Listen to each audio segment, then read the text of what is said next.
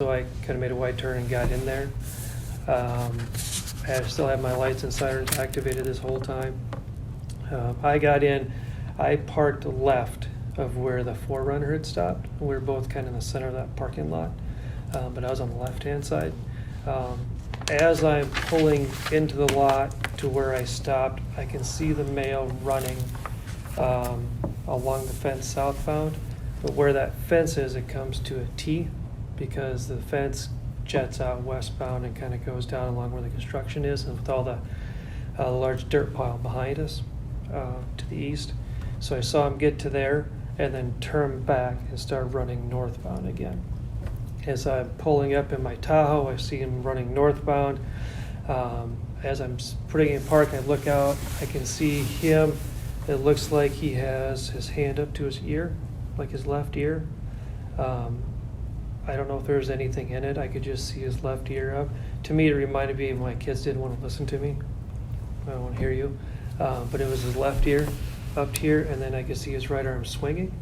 And as his right arm was swinging, I could see the gun in his right hand. So I exited my patrol vehicle. I left the door open. As soon as I got out, I immediately drew my handgun, and I started walking in a directional pattern to my left, anticipating where he was going. So when I did that, I just started giving him commands. Get on the ground, drop the gun, get on the ground, drop the gun, get on the ground, and I was just yelling those repeatedly. Drop the gun, get on the ground, drop the gun, get on the ground. As I was walking in a directional path, he was jogging, and we came to where we were directly across from one another. I was standing in the parking lot. He was still along the fence line. We were directly across from one another. As I'm still, have my handgun pointed at him, still yelling, drop the gun, get on the ground, drop the gun, get on the ground. I could hear gunshots from my right. And from my right side, I knew that Deputy Brown was to my right side because I could see him at one point on my right side. I didn't believe there was any law enforcement on my left side because the only people that I know of at the time were Deputy Brown and Deputy Anderson that were there. As we're directly across from one another, the suspect and I see him turn, and he turns towards me, and I can see the gun is in his right hand. It's at his waist level, and it's at his waist, pointed out from his waist, and the barrel's pointed right at me. I knew that to be the front end of a gun, and I knew that to be a barrel pointed directly at me. At that same time, I heard gunshots from my left ear, and I thought that he was shooting at me. I didn't see any muzzle flash from the barrel, but at that point I heard gunshots from my left, and I thought he was firing at me.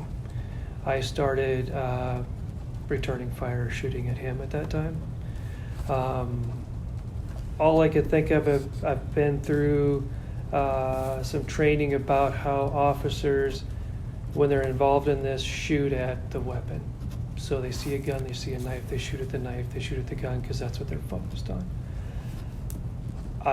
All I knew is I had to stop him at that time because I believed he was firing at me, and he couldn't get, as well as I have quality in over here full of people. So this guy is already willing to shoot at law enforcement. I can't let him leave that situation. He had to be stopped. Additionally, I thought he was firing me, and I was in jeopardy of losing my life. So I started shooting him, and all I could think of was center mass, center mass, center mass, because that was my best way to stop him. I also knew that if he got past that wall of the back of the bank, I would lose him. So I was just shooting center mass, center mass, center mass. While I started doing that, he turned away from me again, facing northbound, and started walking northbound. I stood where I was at and continued to fire. So center mass started here, but center mass turned into this left side, which then turned into his left side and his back because he was walking as I was following, shooting, staying where I was at. He made it several feet from there where he sat down, and he sat down close to the drive-through entrance there, right before the corner of the bank, would be the south and the east edge of the bank. He sat down. I watched him sit down, and then he sat for a moment, and then he laid back on his back. When he laid on his back, I could see his left hand was like on his chest, but I could not see his right hand.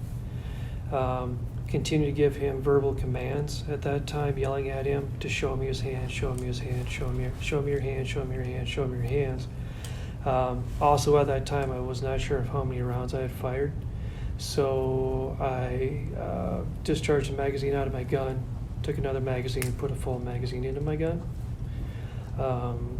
At that time, I also saw Deputy Brown and Deputy Anderson to my right, and I started backing up, realizing when I was shooting at him and he had the gun pointed directly at me, there was nothing in between us. There was no cover, there was no concealment, there was nothing. It was just open space between he and I didn't want to remain in that position anymore, so I started walking backwards diagonally again to where I knew my patrol car was.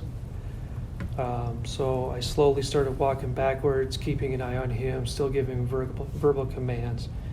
When I got back to my patrol car, typically from training and high-risk stops, I'd want to use that front of the door frame where the window is, and then that A-pillar.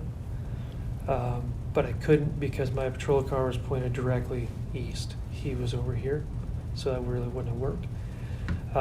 So I rolled down my driver's window, and knowing we have armor in our doors, and used that as some sort of cover. At that time, I put my gun through the window where the window would be, the opening, and continued verbal commands. I looked to my right, and Deputy Brown was using the passenger side of my patrol car as cover. So I rolled down the window for the passenger window, and I said, "Hey, are you okay?" He said, "I'm okay." Somebody got on the radio and said shots have been fired. Suspect was laying down. They could see a gun. I remained in that position, and several more units came by. I responded. Lots of units were coming in. To my left, I could see an arrest team was being formed along the south wall of the bank.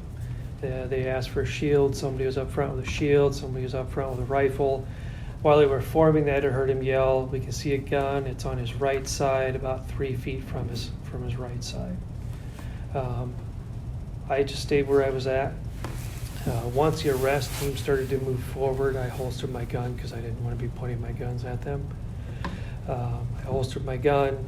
As they began to surround him, then, like I said, I'd holstered my gun. I moved around the side of my Tahoe, and I went to the passenger side.